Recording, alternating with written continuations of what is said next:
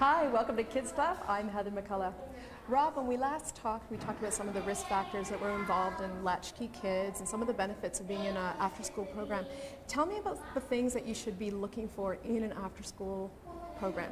Absolutely, yeah. It's a challenge for parents because there's a lot of different things out there. I think for parents, they just need to start by looking at what are their needs. You need to look at what kind of place you want to look at, where it's located, what kind of scheduling availabilities they have, what kind of fee structure, things like that they have for you. Once you have an idea of some options, then really looking at what kind of qualifications those people have. So really, what kind of skills do they come with? CPR and first aid is obviously a really important thing, I think, for families. What other kind of trainings they offer. A really crucial one in this province in Ontario is High Five. It's a really great opportunity. It's developed to really make sure that there's high quality programs happening in the facility. So not to say that you can't do it elsewhere, but it definitely will give you a good idea that there's a high expectation level there. It gives you an opportunity to make sure that your kids are being monitored all the time, programs are being evaluated all the time, and it's a good environment. Once you've kind of seen what kind of qualifications, really go in, talk to them, ask questions. There's no sense in just taking it by a piece of paper. Right. Find out what kind of programs they run, what kind of different diverse opportunities are out there for their kids. How late are you open? What kind of options do I have? How do we communicate with you? Can we communicate more often? How often can I talk to you? What kind of opportunities for volunteers? What kind of screening processes you have? We want to make sure that there's police screenings in place and that people feel safe. Right. You really want to understand the different options that are available to you. Once you've kind of done that, I think it's even important to stop in.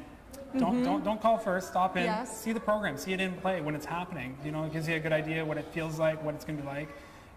Walk around, talk to parents if you have the opportunity, ask them. If you know somebody who's in the program, ask questions to them. Get a recommendation. Absolutely. Yeah. And you really ask questions and see what's going on. And I think even if you get your kids in those programs, ask them afterwards. Ask them, how was today? Right. What did you do today? Ask questions, know what's going on. Yes. There's nothing to say you have to stay with the program just because you started there. So. Right, so it's important for the kids to really enjoy that time and want to be there, for Absolutely, sure. yeah. And I guess having a wide variety of choices because not everything's going to fit every child. Yes, absolutely, and that's always a challenge. But you really want to make sure that there's a diverse program base there.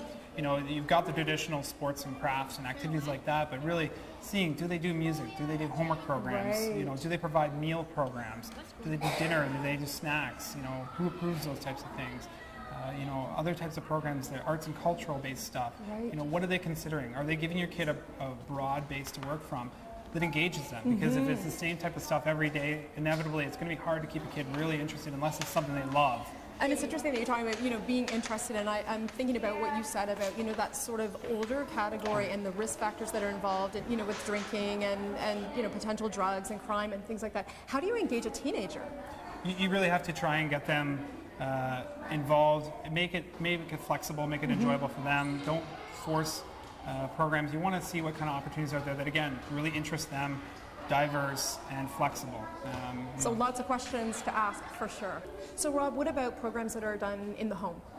And those can be great programs. We really want to make sure is it going to be a program in the home or is it going to be what your kid would be like if they're staying home? You want to check on TV time, you want to check on what types of things they're going to do with them, how it's going to expose, how safe it is, who's going to be in the home and things like that. You really want to make sure that it's a good environment. It can be. All right, so lots to think about. You really have to do your homework in choosing that after-school program. This has been the Kids Club. I'm Heather McCullough. We'll see you again next time.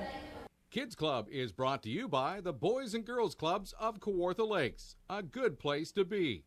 For more information, visit www.bgckl.com.